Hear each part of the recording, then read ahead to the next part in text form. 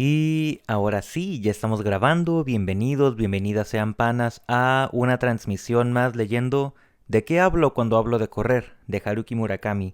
Siendo esta la tercera transmisión, así que si te gustaría comenzar este libro desde el inicio, aquí abajito tienes la liga de todas las lecturas que hemos hecho a lo largo del primer canal y ahora este segundo canal. Entonces, una vez que ves la portada del libro que te llame la atención, dale clic a esa portada y te llevará a la playlist de YouTube con todas las partes que conforman dicho compendio de lecturas.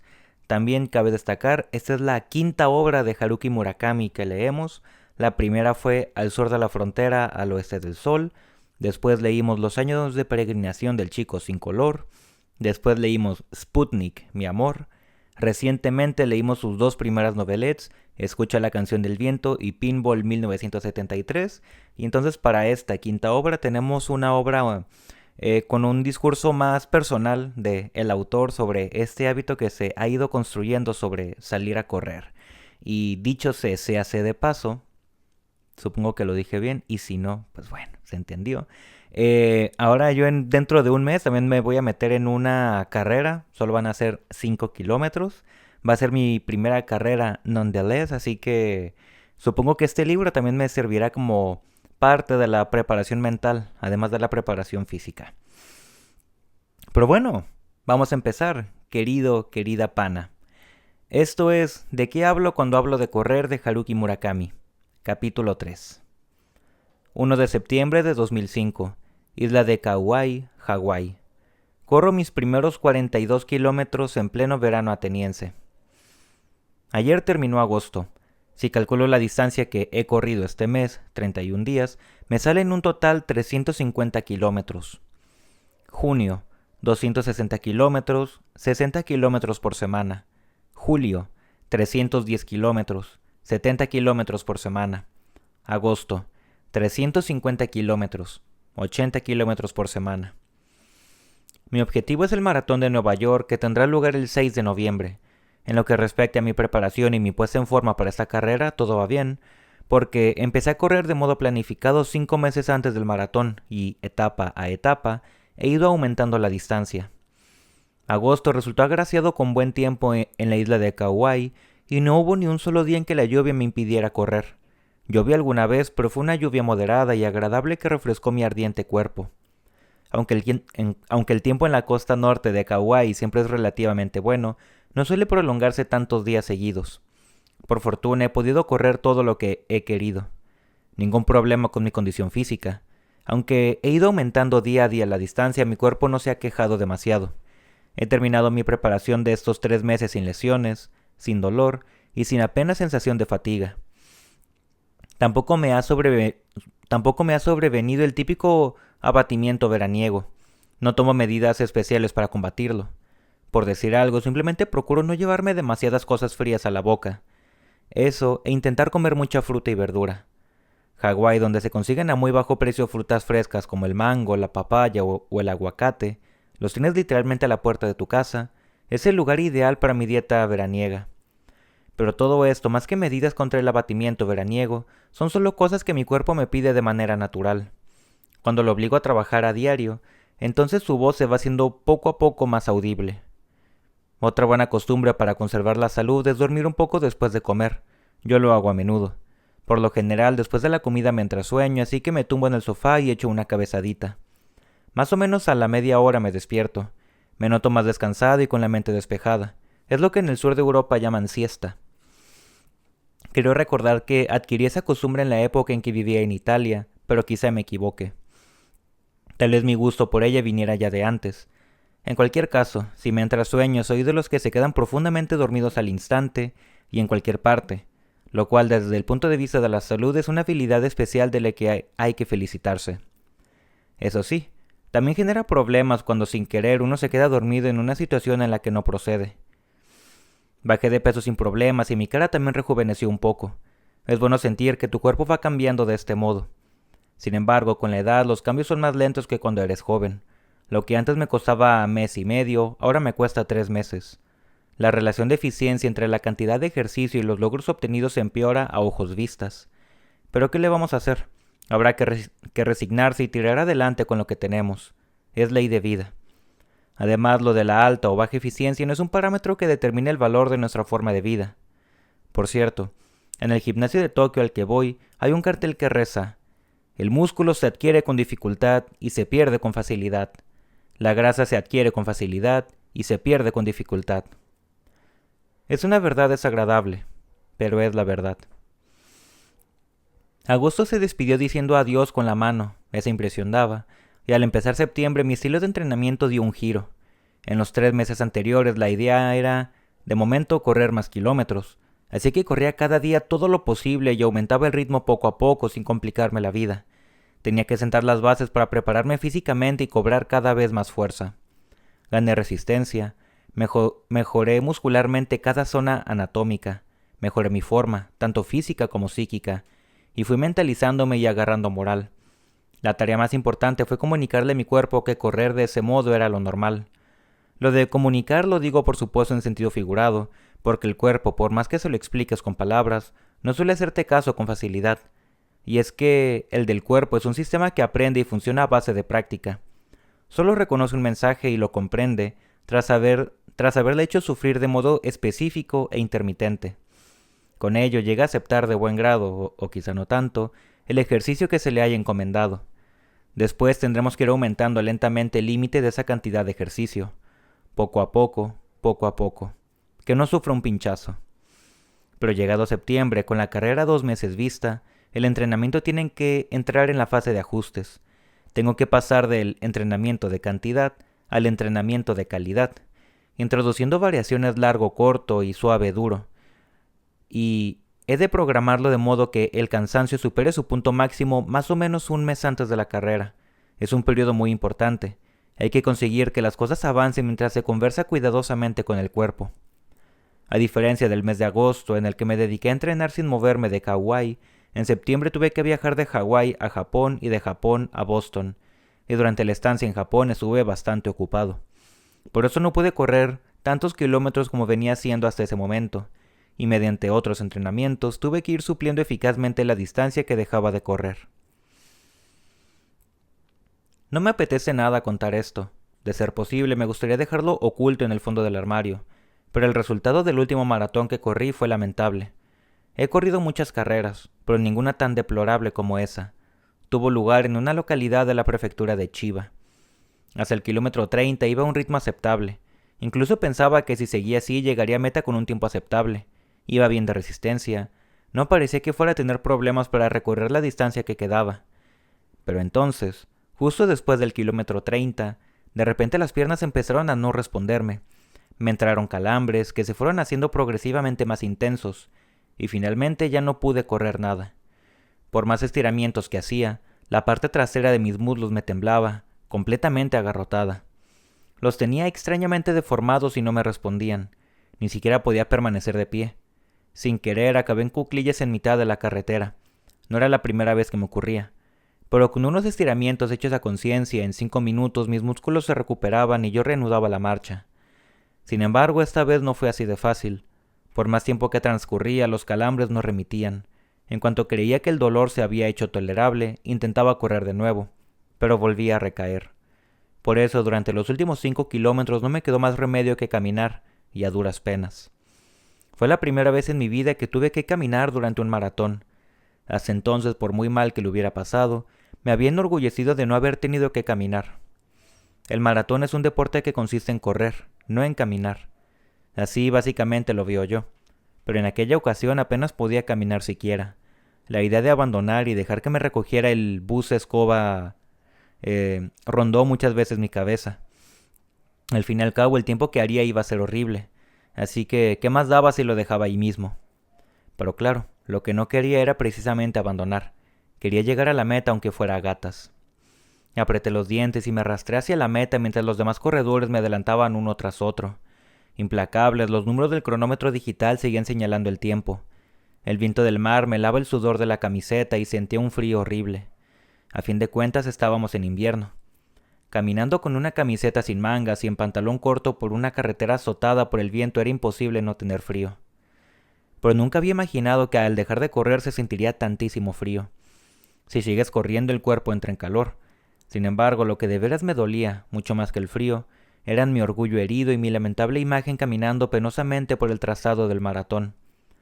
A falta de unos 2 kilómetros para la meta, desaparecieron al fin los calambres y pude volver a correr. Troté hasta recuperar el ritmo e incluso conseguí sprintar al final, pero hice un tiempo lamentable. Las causas de aquel fallo estaban claras: falta de entrenamiento, falta de entrenamiento, falta de entrenamiento. Eso era todo. La cantidad global de ejercicio para la preparación no había sido suficiente, y tampoco había bajado de peso todo lo necesario.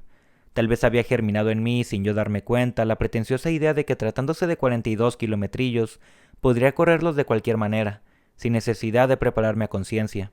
Y es que el tabique que separa la sana autoconfianza de la insana arrogancia es realmente muy fino. Ciertamente, de haber sido joven, tal vez hubiera acabado un maratón completo aunque no me hubiera preparado a fondo. Aún sin haberme entrenado a tope, solo con las fuerzas ahorradas hasta el momento, probablemente habría podido acabar en un tiempo razonable. Pero por desgracia ya no soy joven. He llegado ya a una edad en la que uno solo puede obtener la exacta contraprestación que corresponde al precio que ha pagado. Nada más. En aquel momento fui profundamente consciente de que no quería volver a verme jamás en una situación parecida. Me basaba con la sensación de frío y de patetismo que había sentido aquella vez. Por lo pronto, la siguiente vez que corriera un maratón comenzaría desde el principio. Lo reharía todo desde cero. Me entrenaría de manera exhaustiva y trataría de dar de mí todo lo que pudiera. Volvería a apretar firmemente uno por uno todos los tornillos. Ya veríamos qué ocurría. Eso pensaba entonces mientras caminaba arrastrando mis piernas acalambradas a través del frío viento y me adelantaba a la mayoría de los corredores. Ya he explicado con anterioridad que no tengo un mal perder.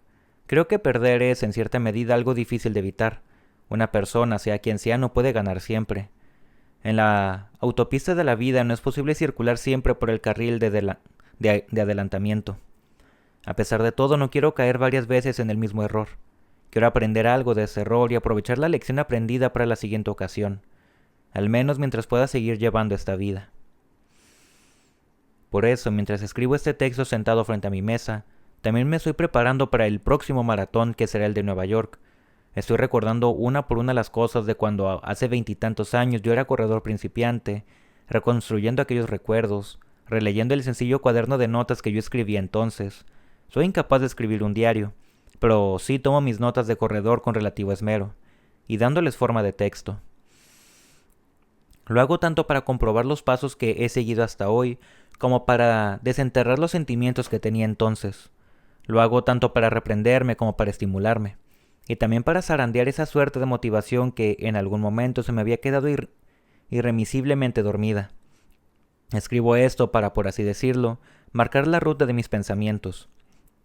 Pero desde el punto de vista del resultado, insisto, solo del resultado, puede que eso se esté convirtiendo en algo más parecido a unas memorias que giran en torno al hecho de correr. De todos modos, lo que en esos momentos ocupa principalmente mi cabeza no son mis memorias ni nada parecido, sino la cuestión práctica de cómo correr en un tiempo más o menos decente, es decir, digno, el maratón de Nueva York, que se celebrará dentro de 2 meses. Cómo ir preparando mi cuerpo para ello. Esa es la tarea más importante a la que me enfrento. El 25 de agosto tuve una sesión fotográfica para Runner's World, la revista norteamericana especializada en corredores. Vino un fotógrafo de California y me estuvo haciendo fotos todo el día. Era un joven profesional muy diligente que se llamaba Greg. Se trajo en avión hasta Hawái equipo y material como para llenar una furgoneta. Habíamos dejado terminada la entrevista un poco antes y ahora íbamos a sacar las fotos que acompañarían al texto. Fotos tipo retrato y también corriendo. Al parecer no abundan los novelistas que corran maratones con cierta constancia. Hay algunos, pero su número es bastante escaso. Así que debió de interesarles mi vida, o mi forma de ser, como corredor novelista. Numerosos corredores norteamericanos leen Runner's World, así que quizás en Nueva York muchos de ellos se acerquen a hablar conmigo tras ver el artículo. Al pensar en ello me pongo aún más nervioso, pues siento que esta vez debo esmerarme. Volvamos al año 1983. Era la época en que Duran Duran y Hall & Oates estaban en pleno auge, una época que ahora ya nos inspira nostalgia. En julio de ese año tuve que ir a Grecia y correr yo solo desde Atenas hasta Maratón. Es como correr la ruta del maratón original, que fue de Maratón a Atenas, pero en sentido inverso. ¿Y por qué en sentido inverso? Pues porque si salía aún de madrugada del centro de Atenas, dejaba atrás el área metropolitana de la capital antes de las aglomeraciones de la hora punta, y antes de que el aire se contaminara, y me dirigía directamente hacia Maratón. El tráfico sería infinitamente menor y correría con mucha mayor comodidad. No era una carrera oficial, sino que iba a correr yo solo, así que no se iban a llevar a cabo restricciones del tráfico ni nada parecido. ¿Y por qué tuve que ir hasta Grecia y correr a solas esos 42 kilómetros? Pues porque casualmente recibí una propuesta de una revista para hombres que consistía precisamente en viajar a Grecia y escribir una crónica de ese viaje. Era un viaje planeado como gira promocional patrocinada por la Agencia Nacional de Turismo del gobierno griego. El viaje, en el que participaban varias revistas, incluía en su itinerario las típicas visitas a las ruinas de la antigua Grecia y un crucero por el mar Egeo. Pero una vez terminado todo eso, nos habían dejado abierto el billete de regreso en avión, así que podíamos quedarnos todo cuanto deseáramos y hacer lo que quisiéramos. A mí no me interesaba el paquete turístico, pero me atraía hacer después algo a mi aire, libremente. Además, en Grecia está nada menos que el recorrido originario del maratón. Quería verlo con mis propios ojos, y seguramente hasta podría recorrer una parte de él con mis propias piernas. Aquello prometía ser una experiencia muy emocionante para mí, que acababa de convertirme en corredor. Entonces me dije, espera un momento, ¿por qué tiene que ser solamente una parte del recorrido? ¿Qué pasaría si lo hiciera entero? Cuando transmití mi propuesta a los redactores de la revista también les pareció muy interesante, y de este modo corrí yo solo y en silencio el primer maratón completo, o algo parecido, de mi vida. Sin público, sin cinta de llegada a la meta, sin entusiastas gritos de ánimo, sin nada. Lo importante es que se trataba del auténtico recorrido originario del maratón. ¿Qué más podía pedir? De todos modos, la carretera que lleva de Atenas a Maratón no alcanza en realidad los 42 kilómetros con 195 metros de distancia de un maratón oficial. Le falta cerca de 2 kilómetros para ello. Me enteré unos años después cuando participé en el maratón oficial de Atenas, que sí se corre como el original de Maratón a Atenas. Los que vieron del maratón de las Olimpiadas de Atenas en 2004 tal vez lo recuerden. Los corredores salen de maratón y en cierto momento del recorrido toman un desvío hacia la izquierda por el que, tras rodear unas sobrias ruinas, retornan a la ruta principal. De este modo completan la distancia que falta. Pero yo entonces no lo sabía, así que corrí raudo y directo de Atenas a Maratón, convencido de que había recorrido 42 kilómetros. En realidad eran unos 40. De todos modos, por la ciudad tuve que dar varios rodeos y el cuenta kilómetros del coche que me acompañaba marcaba aproximadamente 42 kilómetros. Así que en definitiva es posible que sí recorriera una distancia muy próxima a la de un maratón completo. A esas alturas eso carece ya de importancia, y sin embargo en aquel momento corrí en pleno verano ateniense. Los que hayan estado en Atenas supongo que ya lo sabrán, pero en pleno verano hacía allí un calor inimaginable. Los atenienses no salen al exterior por la tarde salvo que sea necesario. Se echan la siesta a la sombra y ahorran energía sin hacer nada.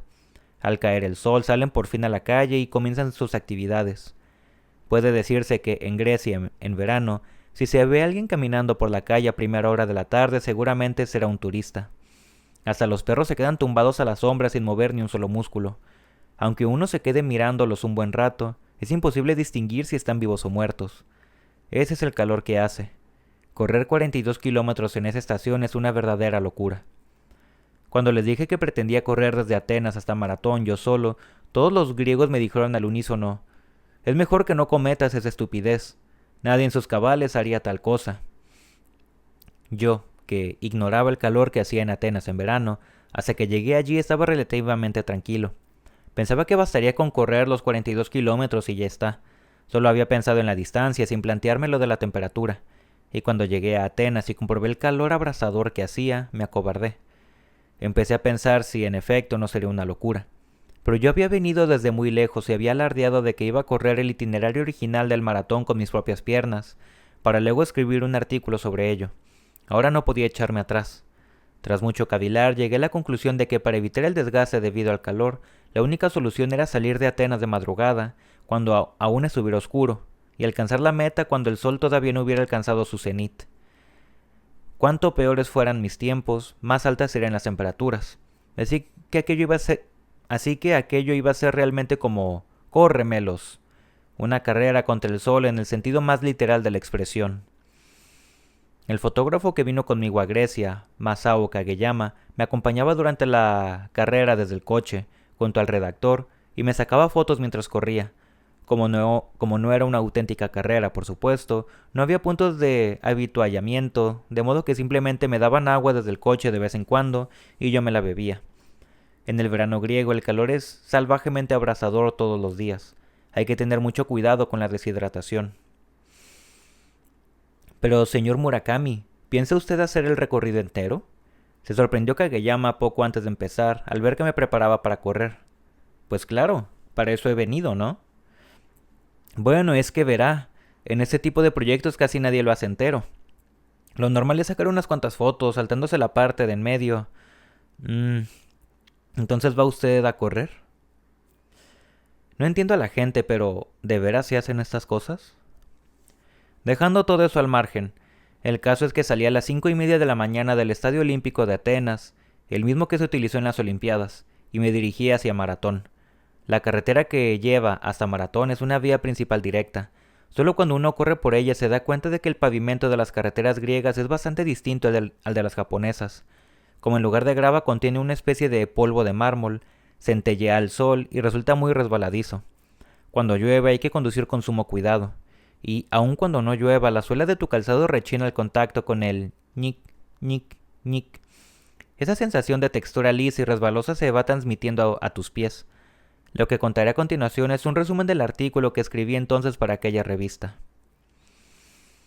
El sol continúa su ascenso. Correr por las calles del centro de Atenas resulta tremendamente duro, desde el estadio hasta la avenida que conduce a Maratón, llamada también Avenida de Maratón. Hay unos 5 kilómetros, pero decenas de semáforos alteran mi ritmo de carrera. Para colmo, muchas zonas de la acera están bloqueadas por obras y por coches mal aparcados, de modo que cada vez que uno se topa con una de esas zonas tiene que salir a la calzada, y como los coches que circulan de madrugada por la ciudad lo hacen a una velocidad endiablada, siente que su integridad física está seriamente amenazada. A la altura de la entrada de la avenida de Maratón, el sol empieza a mostrarse y las farolas de la ciudad se apagan al unísono. Se aproxima, ganando terreno poco a poco, la hora en la que el sol estival se adueñará de la superficie. También empiezan a verse personas en las paradas de autobús. Como los griegos tienen por costumbre echarse la siesta, a cambio, madrugan para ir al trabajo. Todos me miran con ojos de extrañeza. Supongo que no debe ser frecuente para ellos encontrarse un oriental corriendo por las calles de Atenas antes del amanecer. Máxime teniendo en cuenta que en Atenas no hay mucha gente que haga footing. Hasta el kilómetro 12 se prolonga una larga y suave cuesta. Apenas sopla el viento. Al cabo de 6 kilómetros me quito la camiseta y me quedo desnudo de cintura para arriba. Como siempre corro sin camiseta, en cuanto me la quito me encuentro muy a gusto, aunque luego lo pasaré mal por las terribles quemaduras del sol. Superada la cuesta, siento por fin que dejo la ciudad atrás. Es un respiro, pero al mismo tiempo desaparecen por completo las aceras y en su lugar aparece un estrecho arcén, separado de la calzada tan solo por una simple línea blanca. Llega la hora punta para ir al trabajo y el tráfico empieza a aumentar. Camiones y autobuses de gran tamaño me pasan rozando a una velocidad de unos 80 kilómetros por hora. Puede que lo de Avenida de Maratón evoque una vía con cierto encanto, pero la verdad es que se trata de una carretera como de un polígono industrial, hecha para ir al trabajo. En este punto me encuentro con el primer perro muerto. Es un perro grande de pelo castaño. No aparenta tener ninguna herida externa ni nada semejante. Solo está tirado, sin más, en medio de la carretera. Tal vez sea un perro abandonado al que ha atropellado durante la noche algún coche que circulaba a toda velocidad. Se diría que todavía está caliente. Ni siquiera parece muerto, más bien profundamente dormido. Y los conductores de los camiones que van pasando a su lado ni siquiera le dirigen una mirada. Un poco más adelante me topo con un gato aplastado por los neumáticos de algún vehículo. Ese está completamente chafado, como si fuera una pizza deforme, y reseco por el sol. Parece que lo han atropellado hace mucho tiempo. Así es esta carretera. Empiezo a plantearme seriamente qué necesidad tenía yo de venir tan lejos, desde Tokio hasta este bello país, para correr por esta peligrosísima carretera industrial que atraviesa este desolado paisaje. ¿Acaso no tenía nada mejor que hacer? En resumen, 3 perros y 11 gatos. Ese ha sido el número total de animales que han perdido irremisiblemente la vida en en el día de hoy a lo largo de la carretera de maratón. Me deprimo al sacar la cuenta. Sigo corriendo sin parar. El sol se muestra ya completo ante mí y continúa su ascenso en el cielo a una velocidad vertiginosa. Me entra una sed terrible. No tengo tiempo ni de sudar. El aire está tan extremadamente seco que el sudor se evapora al instante de la piel, dejando solo tras de sí una blanca capa de sal. Aquí lo de sudar la gota gorda no existe, pues el sudor desaparece mucho antes de que le dé tiempo a formar una gota. Me escuece todo el cuerpo por culpa de la sal. Cuando me paso la lengua por los labios, me saben como a salsa de anchoas. Me apetece beberme una cerveza tan helada como un carámbano, pero eso es imposible. Así que bebo lo que más o menos cada 5 kilómetros me da el redactor desde el coche en el que me acompaña. Es la primera vez que bebo tanta agua mientras corro. Pero no me encuentro mal. Todavía me quedan bastantes energías. Corriendo al 70% de mi capacidad y a este buen ritmo seguro que aguanto. Ahora llegan las pendientes, subidas y bajadas que se suceden alternativamente. Como me dirijo desde el interior hacia la costa, hay más bajadas. He dejado atrás el centro de la ciudad, también la periferia, y el paisaje va volviéndose cada vez más rural a mi paso. En el pequeño pueblo de Nea Macri, que está en la ruta, los ancianos beben su café matinal en sus tacitas, sentados a las mesas de la entrada de la cafetería, mientras me miran fijamente y en silencio cuando paso corriendo. Semejan testigos presenciales de una intrascendente escena histórica. En el kilómetro 27 hay un puerto de montaña y tras superarlo se empiezan a vislumbrar ya las montañas de Maratón. Según mis cuentas ya he superado 2/3 del recorrido. Calculo mentalmente los tiempos intermedios y tengo la impresión de que si sigo así haré un tiempo de 3 horas y 30 minutos aproximadamente. Pero las cosas no van tan bien. Al superar el kilómetro 30 comienza a soplar un viento en contra desde el mar, que arrecia más y más a medida que me aproximo a Maratón. Es un viento tan fuerte que te escuece en la piel. Tengo la impresión de que si aminoro el ritmo me va a empujar hacia atrás y me hará retroceder. Se percibe levemente el olor a mar, y comienza una suave cuesta en ascenso. La carretera es una vía directa hasta Maratón y es tan recta que parece haber sido trazada con una larguísima regla. A partir de aquí es cuando te acomete la verdadera fatiga. Por mucho que te hidrates, al momento vuelves a tener sed. Quiero beberme una cerveza helada. No, es mejor quitarse de la cabeza lo de la cerveza. Hay que intentar no pensar en el sol. Y olvidémonos también del viento y del artículo. Tengo que concentrarme solo en impulsar alternativamente mis pies hacia adelante. Los demás, por ahora, no son problemas acuciantes. Superó el kilómetro 35. De aquí en adelante ya es para mí terra incógnita. Y es que nunca he corrido más de 35 kilómetros. A mi izquierda se alza una hilera de montañas pedregosas y desoladas. Nada más verlas se sabe que son montañas estériles, de las que nada puede sacarse. Pero, ¿quién se habrá tomado la molestia de crear algo así? ¿Qué clase de dioses? A mi derecha los olivares se extienden hasta donde alcanza la vista. Absolutamente todo lo que se ve está cubierto de un polvo blanquecino, y el viento continúa soplando desde el mar y dañándome la piel. Maldita sea, ¿por qué tiene que soplar un viento tan fuerte? Al llegar al kilómetro 37, cualquier cosa me resulta tremendamente desagradable. Ya estoy harto de todo. No quiero correr más. Lo mire como lo mire, mis energías están tocando fondo. Me siento como un coche que sigue corriendo con el depósito vacío. Quiero beber agua, pero temo que si me detengo a beber ya no podré continuar. Tengo sed, pero ya no me queda siquiera la energía para beber agua. Al pensar en ello comienzo a enfadarme. Me empiezan a molestar las ovejas que pastan felices, esparcidas por el descampado que hay a un lado de la carretera, y me empieza a molestar el fotógrafo que no cesa de disparar su cámara desde el coche. El ruido del obturador de la cámara es demasiado fuerte. Hay demasiadas ovejas. Apretar el obturador es la labor del fotógrafo y paser es el de las ovejas. No tengo derecho a quejarme.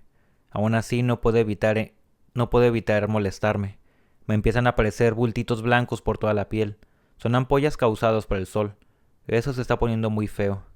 Maldito calor. Supero el kilómetro 40. Faltan solo 2 kilómetros. ¡Ánimo! Me grita con voz nítida el redactor desde el coche. Tengo ganas de responderle, claro, qué fácil es decirlo. Pero solo lo pienso, no me sale la voz. El sol directo en la piel resulta insufrible. Aunque solo son poco más de las 9 de la mañana, hace un calor horroroso. El sudor se me mete en los ojos, me pican a causa de la sal y durante un rato no veo nada. Me apetece frotármelos con la mano, pero como tanto las manos como la cara las tengo completamente cubiertas de sal, seguro que si lo hiciera me escocerían mucho más. Más allá de los altos herbazales que crecen en verano se vislumbra diminuta la meta. Es una lápida conmemorativa del acontecimiento de Maratón situada a la entrada del pueblo. Al principio no consigo discernir si se trata realmente de la meta o no. Me da la impresión de que para ser la meta ha aparecido demasiado de repente. Por supuesto me alegra de que ya se vea el final, pero sin saber por qué, lo de la aparición repentina me ha enojado. Se trata ya del final, así que exprimo al máximo mis fuerzas para intentar acelerar en la llegada. Sin embargo, por más que lo intento, las piernas no me responden. No consigo recordar bien cómo funciona mi cuerpo. Tengo la sensación de que me están pasando un cepillo de carpintero oxidado por todos los músculos de mi cuerpo. Meta.